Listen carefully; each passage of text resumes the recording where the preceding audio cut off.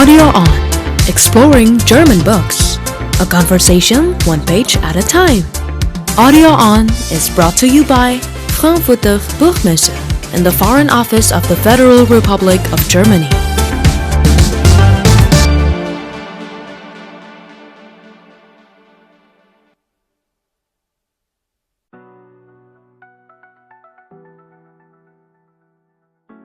Ibu Lilawati Kurnia adalah pengajar di program studi Jerman dan program Magister Kajian Budaya Fakultas Ilmu Pengetahuan Budaya Universitas Indonesia.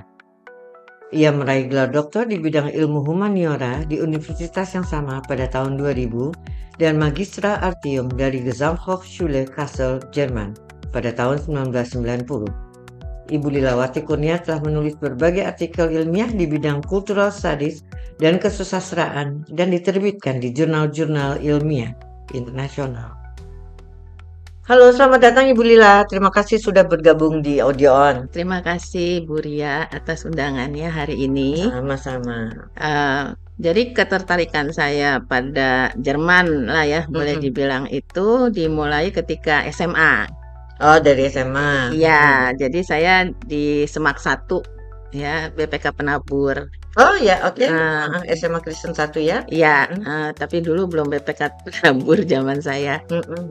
Masih Yayasan KPS. Dan salah satu guru Jermannya, saya dapat Jerman tuh dari kelas 1 sampai kelas 3. Oh, ada jurusan, ada bahasanya, bahasa Jerman. Asing kedua. Oke. Karena saya di SOS.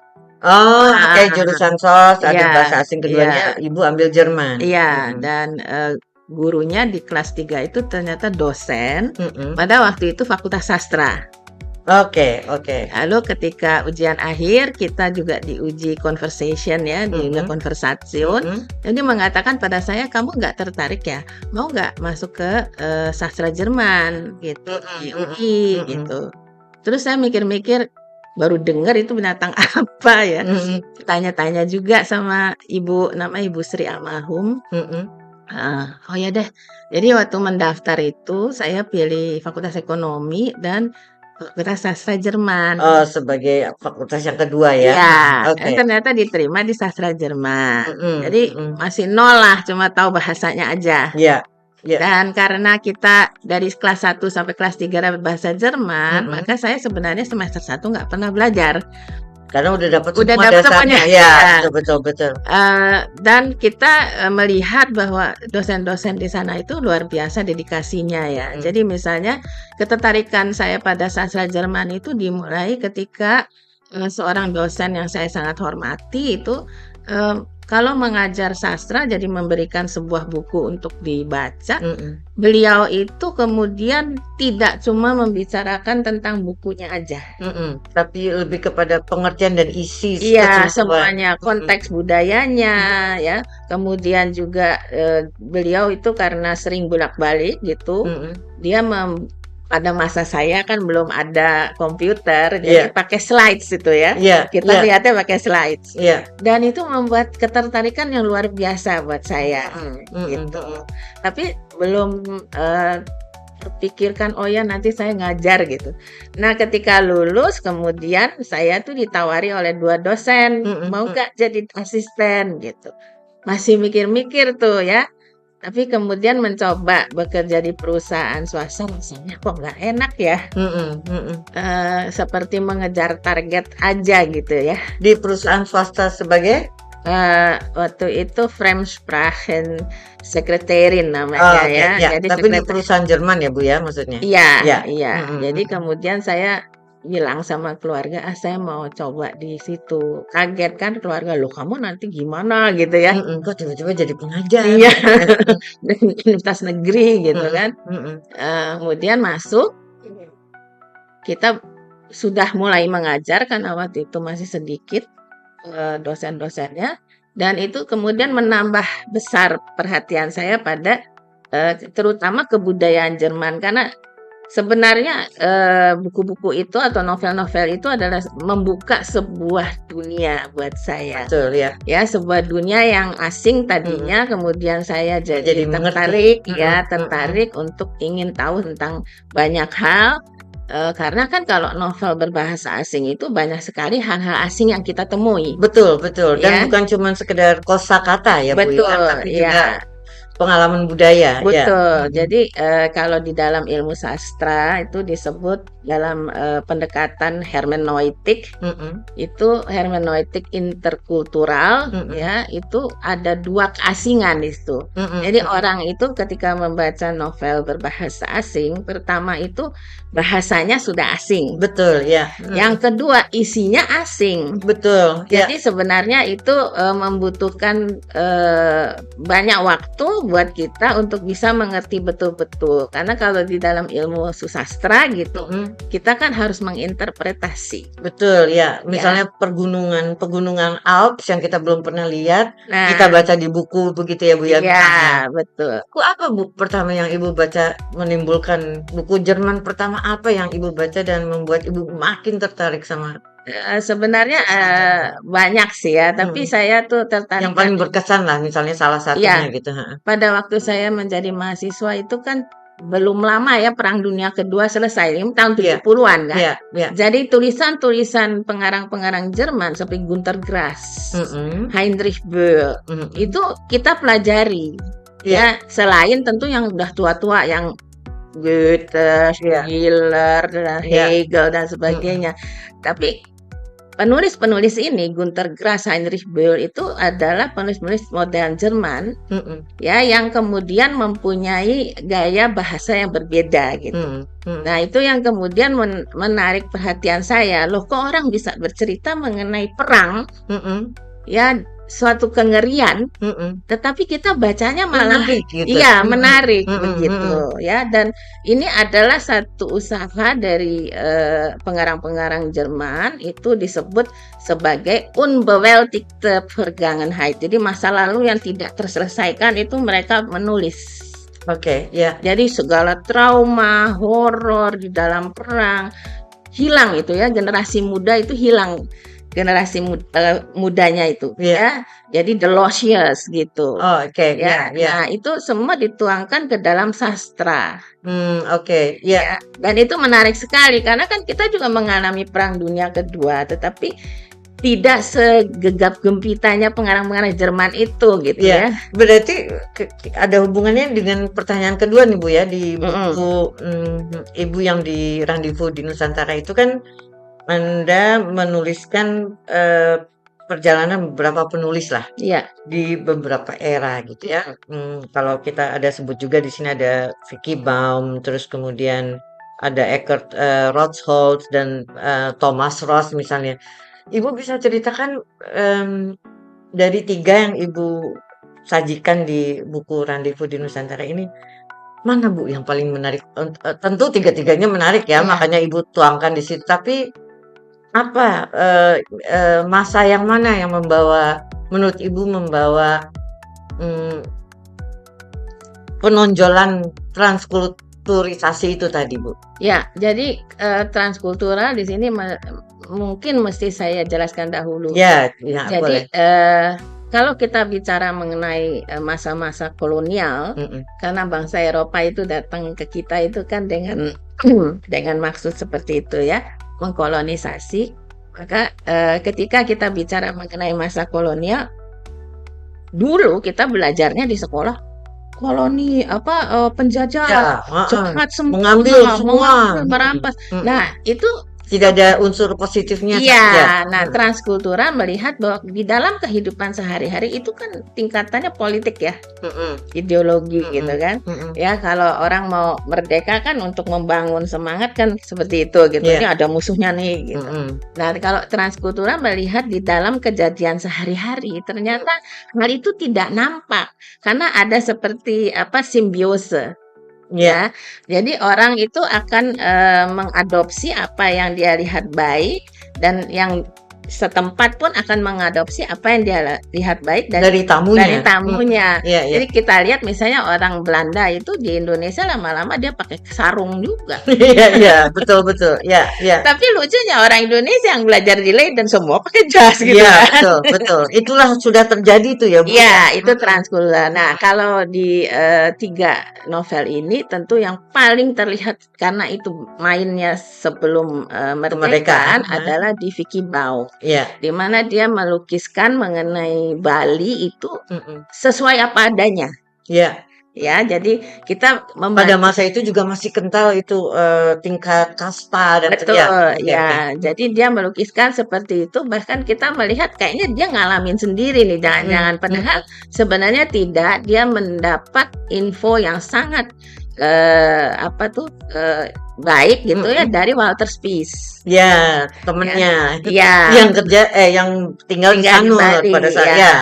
Walter Spies itu kan lama sekali tinggal di Bali. Iya, betul. Ya, jadi dia bercerita dan Vicky Baum itu kemudian menuangkannya ke dalam Bible Untold of Bali ini. Betul, ya. Ya, yang sudah diterjemahkan dalam puluhan bahasa. Oke. Ya, jadi sangat terkenal pada waktu itu, bahkan zaman-zaman saya menulis disertasi itu tahun 90-an gitu. Itu menjadi semacam buku guide orang Jerman mau kemari. Kayak guidebooknya ya.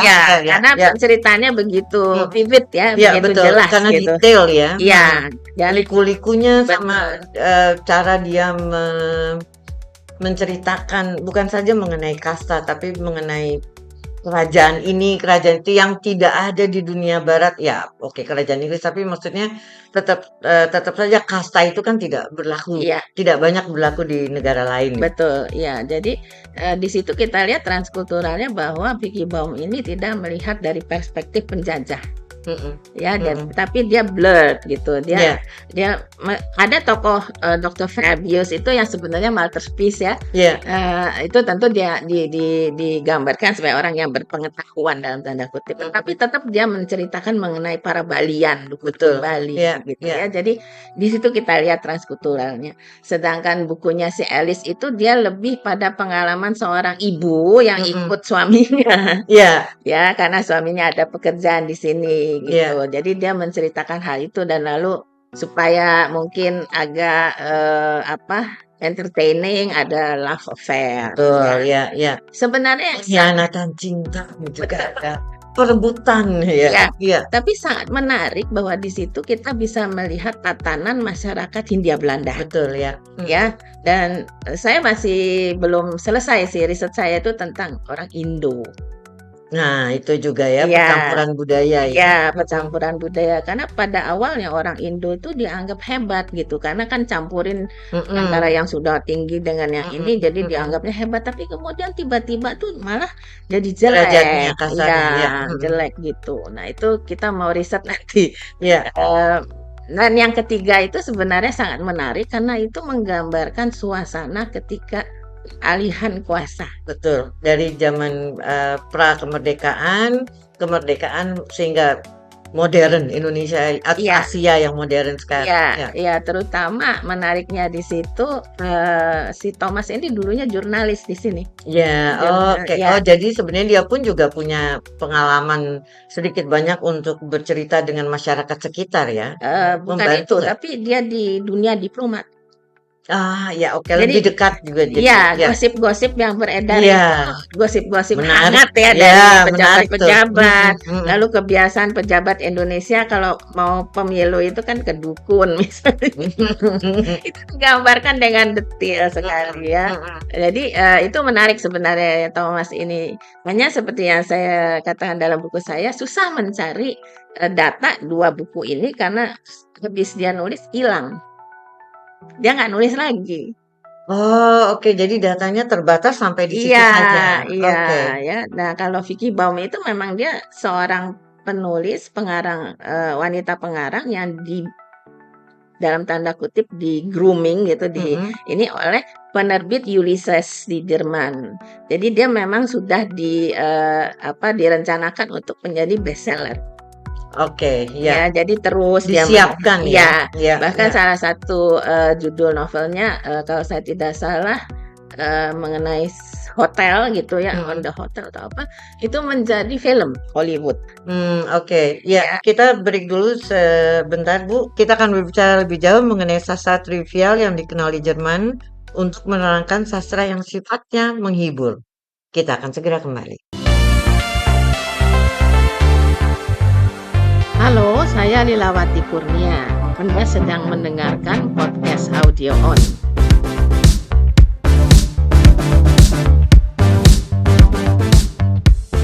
Audio On, a conversation one page at a time, dipersembahkan oleh Frankfurter Buchmesse dan Kementerian Luar Negeri Republik Federal Jerman.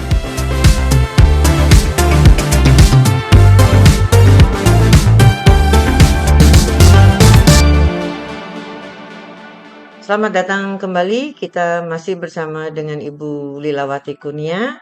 Kali ini kita akan bicara lebih jauh nih, Bu, mengenai si sastra trivial itu. Apa sih, Bu, artinya? Maksudnya kenapa ada istilah atau julukan itu untuk sastra di Jerman? Ya, ini memang mungkin kekhasannya dunia sastra Jerman ya, disebut trivial, artinya itu sesuatu yang kurang penting lah. Ini kita mesti melihat sejarah kesusastraan Jerman, karena memang sastra yang dianggap sastra itu adalah sastra yang bernilai estetik, ya, artinya bukan sekedar dibaca kemudian lupa, ya, tapi sebuah sastra yang kalau kita lihat gaya bahasanya aja tuh indah. Ya, bukan cuma indah tapi berbekas lah kalau kita baca, loh kok orang bisa ya penulis seperti ini gitu ya. Sedangkan sastra trivial ini adalah sastra yang sifatnya menghibur. Maka yang termasuk dalam golongan ini itu adalah romance. Jadi tahu kan yang dari Amerika tuh yang terkenal siapa namanya tuh, Daniel Steele atau ya. Jadi itu memang dikonsumsi dalam waktu singkat. Ya, dan sifatnya itu banyak gitu ya, berjilid-jilid, tapi orang lupa gitu. Tidak berkesan. Kalau saya misalnya membaca Dr. Faustus dari Johann Wolfgang von Goethe, itu berkesan sekali karena ada sesuatu yang menyentuh kita gitu. Itu kan bercerita mengenai seorang ilmuwan yang begitu sangat ingin menguasai keilmuan sampai mengadakan pesta dengan the devil, dengan setan gitu. Jadi Mephistopheles itu siapa gitu ya?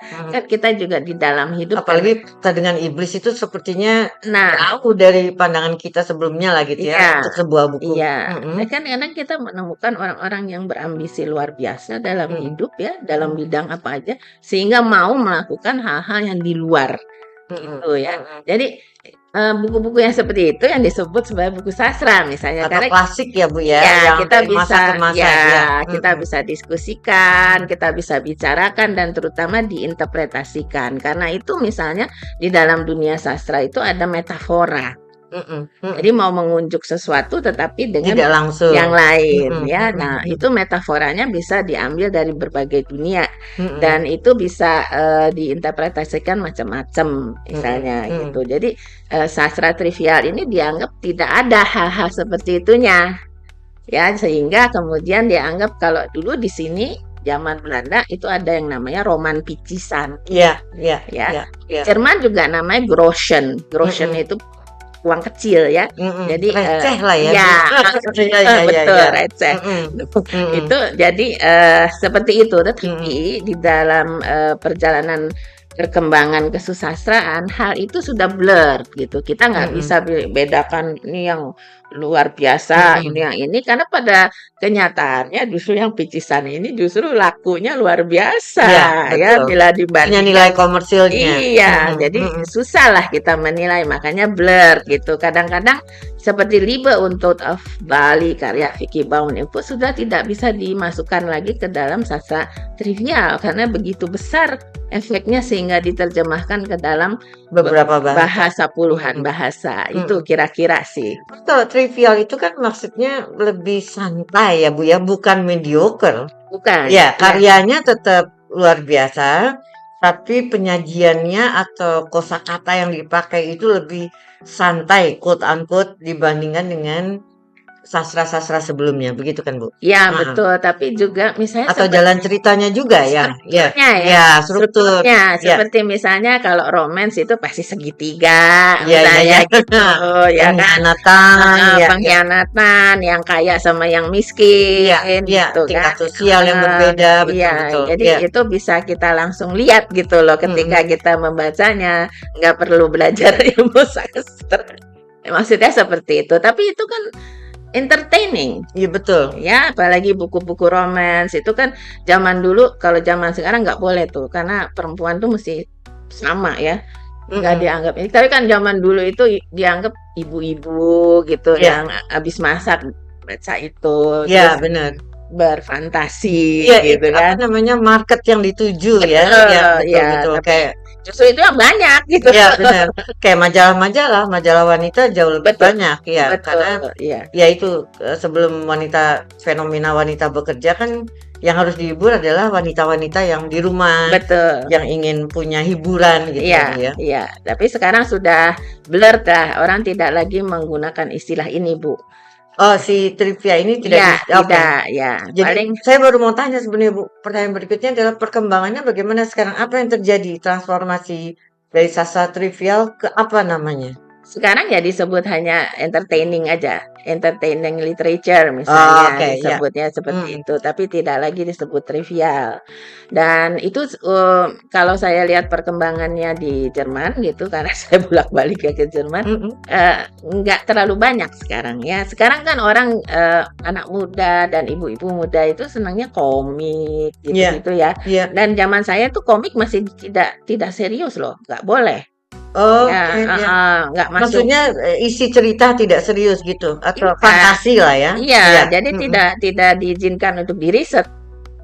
Oh, baik. Iya, kalau sekarang malah isinya itu games ya. Itu mahasiswa-mahasiswa pasca sarjana semua bisa melakukan riset di dunia games ya, yang interaktif, yang macam-macam gitu. Ya, jadi sudah terjadi pergeseran lah.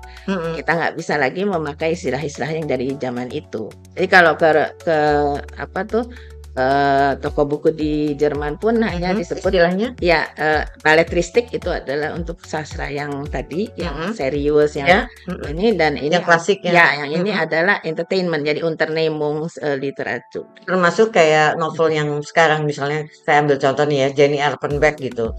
Walaupun dia dia balletristik. Dia itu kembali lagi ke situ. Oke. Contohnya apa, Bu, yang sastra yang sekarang trivial sudah tidak ada lagi namanya? Misalnya salah satu nggak ada sih. Dulu itu ada Daniel Steele gitu. Iya, betul.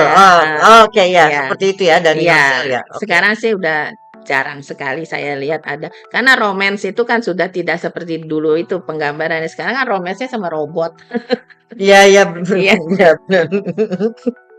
Tidak seelaborate ya dulu, dulu kan episode atau gitu. Bisa bercerita ya, Bu ya. Iya, dengan apa tuh gambarannya bulan yang sedang purnama gitu. Sekarang kita tahu bulan bisa kita samperin. Iya, benar. Iya, betul.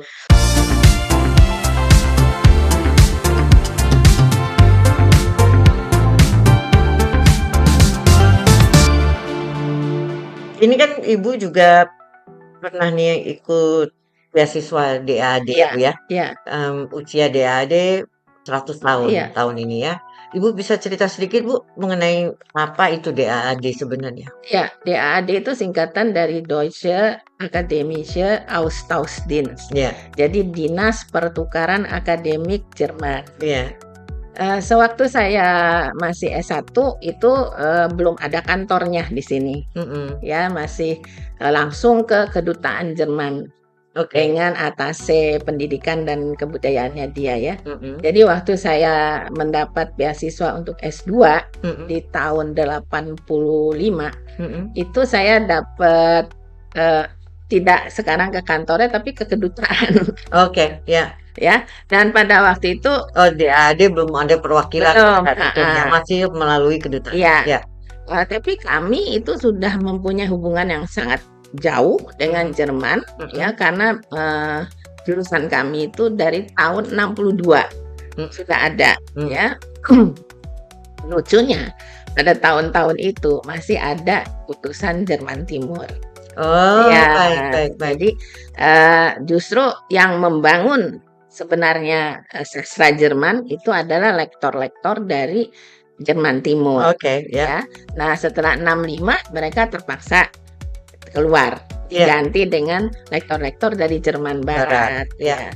Nah, DAAD ini besar peranannya kalau untuk saya pribadi ya, karena selalu mendukung kita. Ya. Ya, jadi dulu itu selalu tiap tahun disediakan siapa yang mau S2 atau S3 dari sastra Jerman itu langsung, tidak Oke. pakai tes. Oh, oke, ya, Ya, bisa langsung. bisa Pokoknya siapa langsung. yang mau aja. Iya. Oke. Bahkan saya dulu dikirimin tiketnya Lufthansa.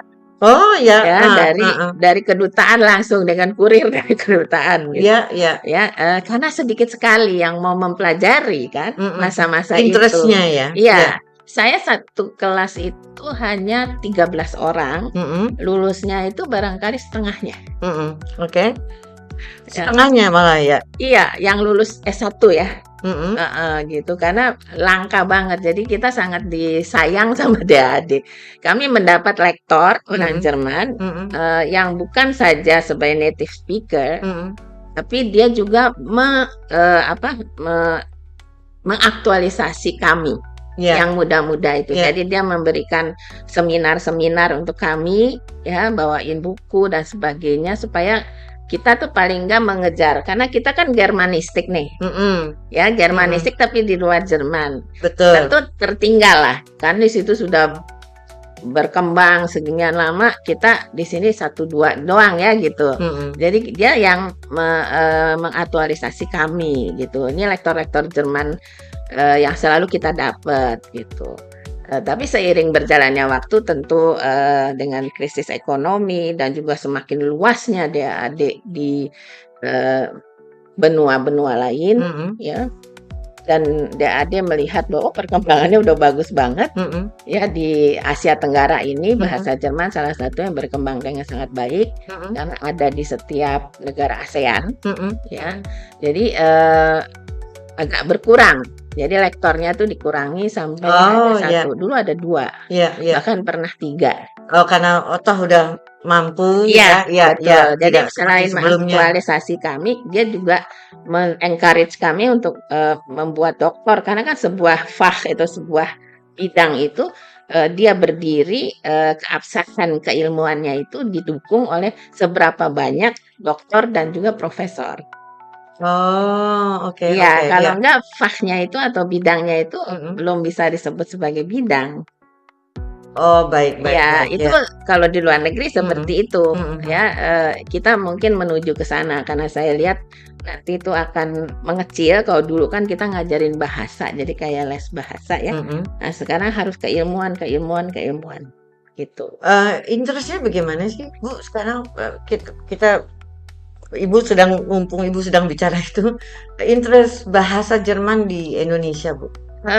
Kedudukannya itu selalu ganti-gantian dengan Prancis. Oh, iya. Ya, antara nomor 4 atau nomor 5, kadang-kadang nomor 3. Yang selalu menjadi pusatnya bahkan se-UI itu yang paling populer sastra Inggris.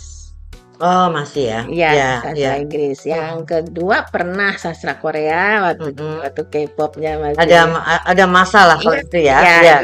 Gitu. Tapi yang klasik tuh kalau nggak Inggris, Jerman, Prancis sama Rusia. Oh, malah nggak? Oke. Rusia mati segan tak mau. Jadi cuma 3 itulah ya. Iya. Jerman sendiri dan bahasa Asia sekarang menyusul seperti Cina, Korea, Jepang itu menyusul. Jepang itu pernah menjadi 1 bahkan. Oh, posisinya. Oke. Interestnya segitu banyaknya ya. Waktu J-pop, K-pop itu mereka wah hebat sekali gitu. Kita kembali ke DAAD. Pernah ada saya baca di satu media, Ibu pernah menjadi bagian dari delegasi Indonesia di konferensi DAAD itu mengenai kepemimpinan perempuan, betul? Iya. Bisa diceritain sedikit, Bu?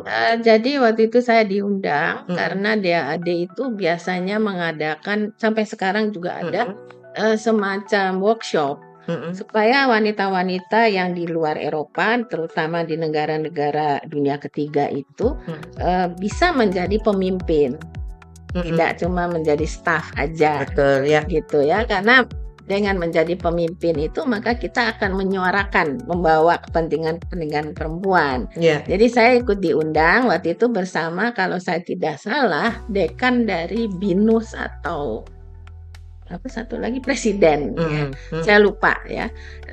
Kami ke situ dan bertemu, itu semuanya perempuan dari Afrika, Amerika Latin, banyak. Tukar pikiran antar benua Kita negara. dikasih pembekalan ya, manajemen. How to be a leader gitu ya, teamwork gitu. Jadi itu ada pembekalannya. Dan misalnya bagus sekali, saya baru tahu bahwa di Amerika Serikat misalnya kalau kita mencalonkan diri menjadi dekan, kita tuh ikut workshop dulu. Ya, supaya tahu gitu. Nih kerjaannya manajemen ini kan nggak semua orang tahu how to manage. Betul. Iya. Nah itu kan nggak ada di kita. Ya, jadi kalau kepilih jadi dekan ya udah jadi dekan aja, terus dia nggak tahu kerjanya. Iya. Aktornya ya. Iya. Jadi seperti itu, dan kesempatan yang baik sekali karena saya ketemu dengan orang-orang Afrika, dari Nigeria, dari Ghana gitu, dengan pakaian mereka yang wah rame gitu ya, berwarna, lalu bertukar pikiran, dan saya rasa ya Indonesia sudah cukup maju bila dibanding dengan Afrika dan Amerika Latin. Amerika Latin agak susah ya karena peran perempuannya maksudnya. Iya. Karena budaya mereka macho sekali kan. Ya, jadi male dominant male dominan, dan kalau perempuan mau maju itu terus dilihat secara fisik ya, gitu sama koleha-kolehanya. Kalau di Afrika itu benar-benar mereka nggak dilihat. Jadi meskipun dia kedudukannya tinggi, tapi begitu dia bikin sesuatu conference atau apa, yang duduk paling depan tuh laki-laki semua. Ya, seperti tidak dianggap gitu. Jadi saya melihat, wah Indonesia udah maju banget ya. Ketika ditanya juga saya bilang, sudah ada kajian wanita. Hebat sekali gitu, karena mereka nggak punya. Oke. Dan itu sangat berarti banget untuk bisa bertukar pikiran dengan negara-negara lain, walaupun mereka ada yang belum atau ada yang melebihi kita, tapi disitulah kita mungkin belajar ya. Itu satu kesempatan yang luar biasa. Karena itu saya berani bilang bahwa DAAD itu sangat berperanan sekali untuk saya, baik memberikan beasiswa waktu S2 itu, tapi waktu saya S3 itu saya seperti diberi kesempatan untuk menggunakan beasiswa secara sandwich. Jadi tidak usah 1 tahun atau 2 tahun di Jerman, tapi saya bisa 6 bulan, 3 bulan gitu, tergantung kebutuhan saya mau riset ke sana. Kayak itu dibiarkan ya Bu, jadi berapa bulan sampai kebutuhan Ibu terpenuhi lah dalam melakukan riset. Betul, tapi masa itu ya Bu, soalnya kalau sekarang kan udah biayanya juga dipotong, banyak dipotong. Kita tahu krisis Eropa kan, jadi agak susah sekarang, malah yang S3 itu hanya 3 tahun, 6 semester. Habis itu tidak mendapat pendanaan. Dibatasi sampai 6 semester. Sedangkan waktu saya S2 itu saya 4 tahun. Mesti dibiayai gitu. Kalau kita harus ringkes nih Bu ya, dari perjalanan DAAD Ibu itu, selain yang sudah Ibu ceritakan barusan, apa yang membuat DAAD itu begitu penting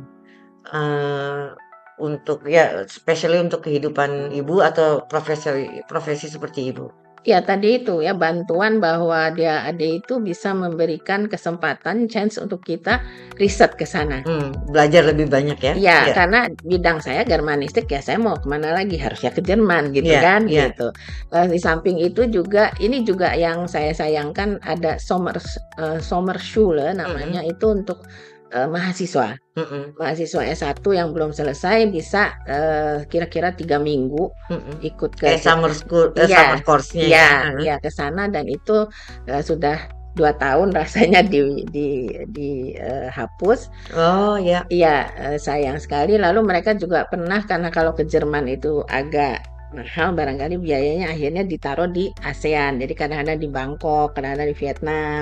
Kita juga pernah menyelenggarakan summer school ini untuk bergaul lah secara ASEAN ya, dan saling tukar pikiran.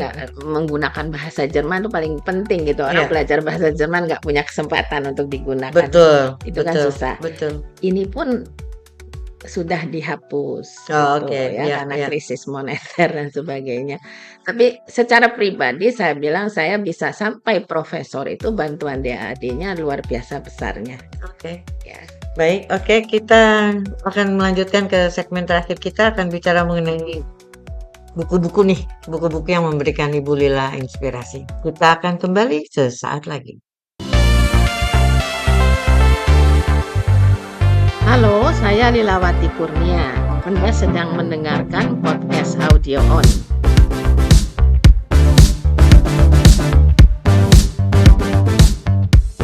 Audio On, a conversation one page at a time, dipersembahkan oleh Frankfurter Buchmesse dan Kementerian Luar Negeri Republik Federal Jerman.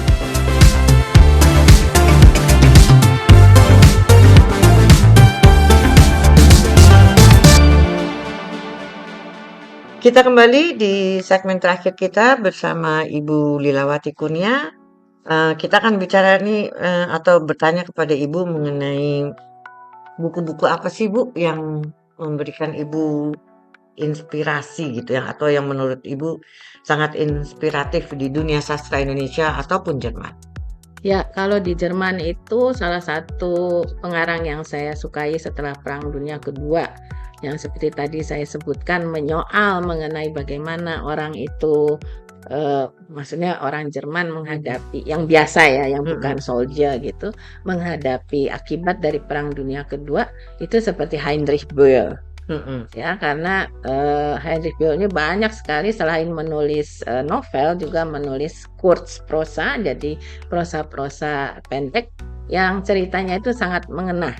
Ya, mengena mengenai kehidupan. Kemudian ada Wolfgang Borchardt juga, itu hidupnya tidak lama karena dia terkena peluru ya. Jadi dia dalam waktu singkat itu menulis cerpen-cerpen yang sangat menggambarkan betapa trauma terhadap Perang Dunia itu sungguh-sungguh ya bisa dirasakan. Iya, dan ini kan generasi muda pada waktu itu. Makanya mereka mengatakan bahwa ada yang hilang dari mereka tahun-tahun di mana sebenarnya mereka harus menjadi remaja, menjadi pemuda ya.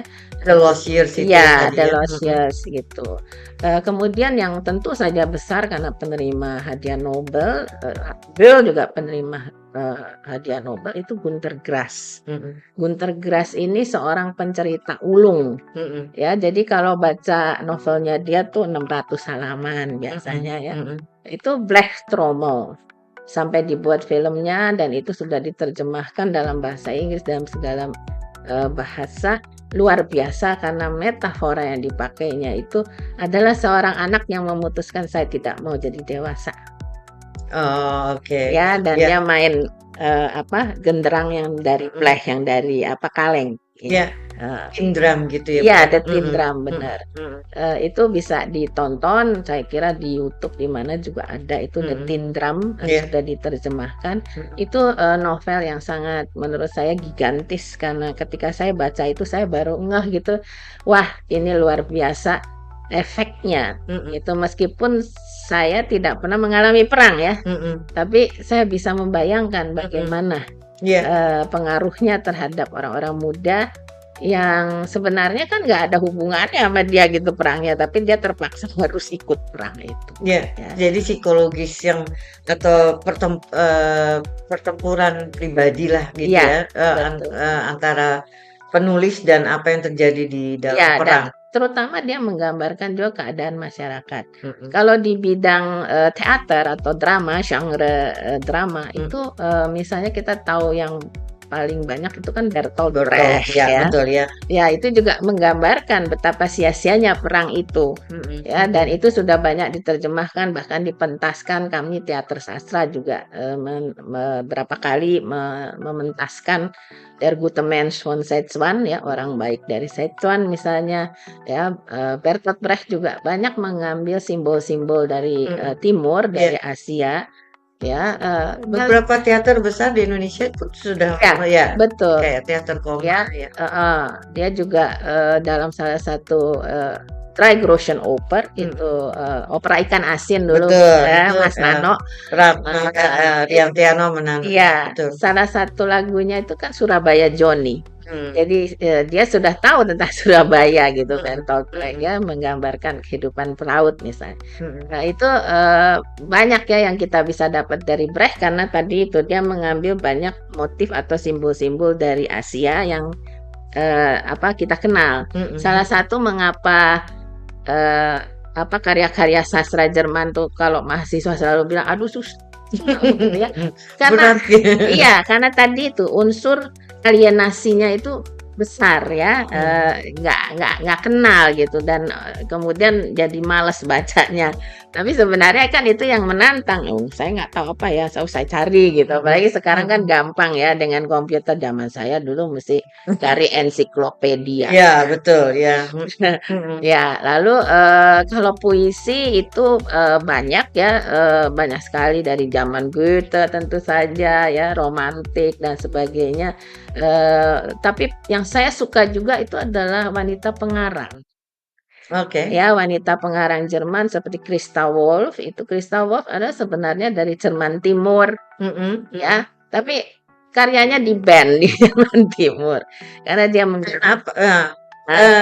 bila mana karya itu bisa di-ban di negara seperti Jerman? Jerman Timur. Oh, karena Jerman Timur Iya, betul, waktu zaman itu kan sosialis. Iya, betul, Jadi benar. kalau negara sosialis itu dia ada program, pengarang harus mengikuti program itu. Nah, kebetulan Christa Wolf menggambarkan dalam karya dia yang kemudian terbit di Jerman Barat tuh Die geteilte Himmel. Jadi langit yang terbelah, seperti Jerman Barat dan Jerman Timur.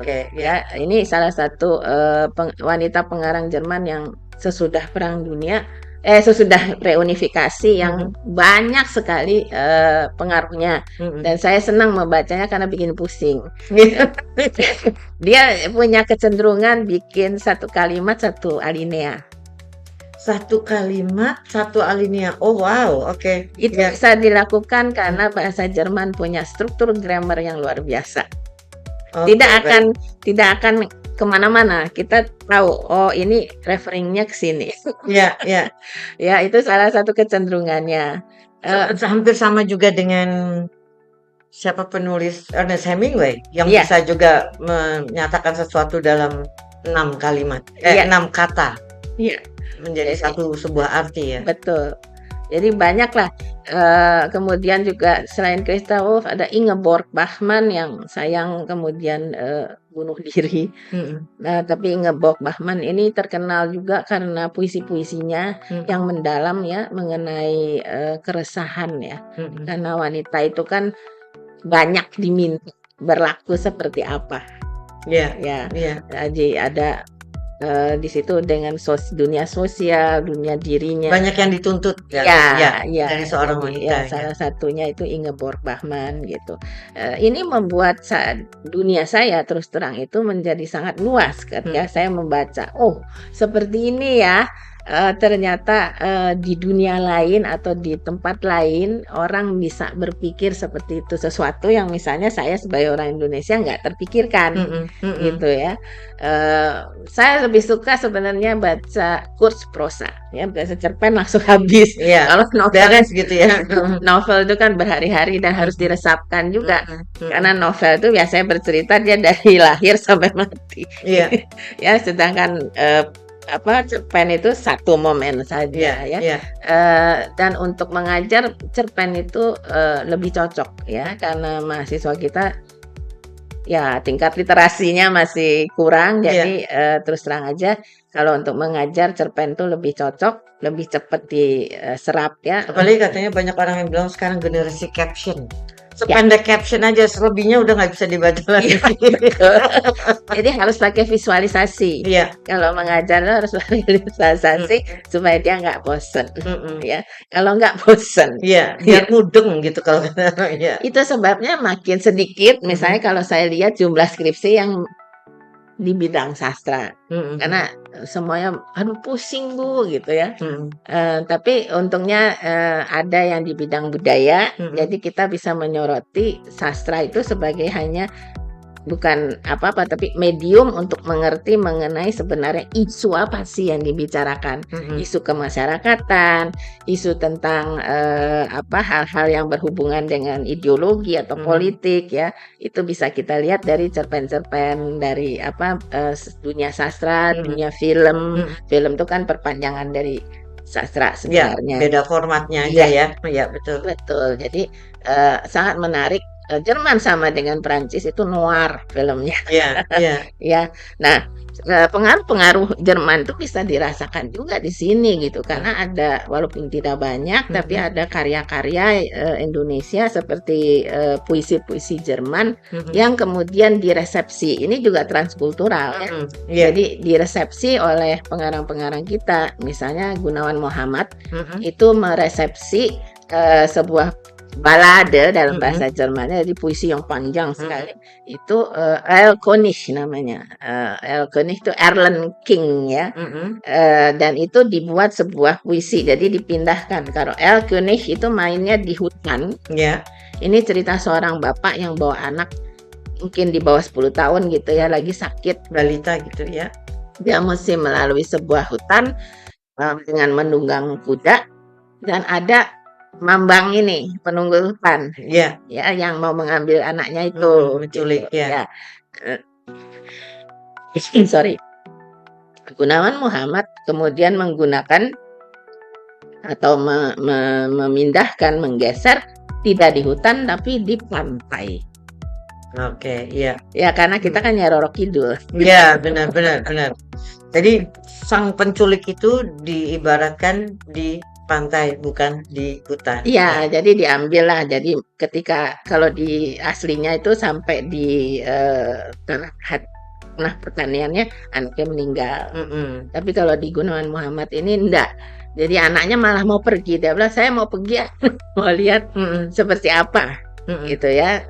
Jadi ini ada resepsi yang luar biasa menurut saya, karena Gunawan Muhammad bisa menggeser atau memindahkan ide yang datangnya dari Goethe mengenai kekhawatiran seorang ayah dan anak. Kita kan sebagai orang tua selalu gitu ya, khawatir anaknya kemana-kemana gitu. Tapi ada anak yang malah mau pergi sendiri gitu, tidak usah diambil sama mambangnya. Ya, kemudian juga ada Subagio Sastrowardoyo, itu meresepsi puisi Heinrich Heine, Lorelei. Lorelei ini kan tokoh di Sungai Rhine, ya, jadi seorang putri duyung katanya, itu yang duduk di batu, lalu dia menyisir rambutnya, dan ketika dia nyanyi itu nelayan-nelayan itu seperti terpesona sehingga kapalnya tuh menabrak karang dan akhirnya tenggelam. Nah ini kan sebenarnya gambaran femme fatale. Iya, betul. Ya, godaan wanita. Iya, wanita yang menyebabkan distraction atau distraction dan distraction. Ya, jadi menghancurkan pria gitu ya. Nah, Subagio Wardoyo ini juga geser mengalihkannya pada tokoh kita, yaitu Kuntilanak ya. Jadi kalau yang itu karena rambutnya blonde gitu kan, ini panjang. Yang ini panjang, kalau udah pakai bajunya putih gitu ya. Nah ini menarik sekali buat saya karena inilah transkultural gitu. Kita tidak lagi melihat sebagai satu kekuasaan menguasai kita, tetapi kita bisa bersinergi dan membuat sesuatu yang baru. Iya, seperti dua kultur yang berbaur. Iya. Bauran itu terjadi di mana-mana ya. Iya. Oke, seru sekali pembicaraan kita hari ini. Terima kasih banyak Ibu Lila. Demikianlah perbincangan audio on dengan Lilawati Kurnia. Terima kasih atas perhatian Anda dan sampai jumpa di episode-episode selanjutnya. Audio On, a conversation one page at a time, dipersembahkan oleh Frankfurter Buchmesse dan Kementerian Luar Negeri Republik Federasi Jerman. Saya Ria Lemena, salam. Audio On, exploring German books. A conversation one page at a time. Audio On is brought to you by Frankfurter Buchmesse and the Foreign Office of the Federal Republic of Germany.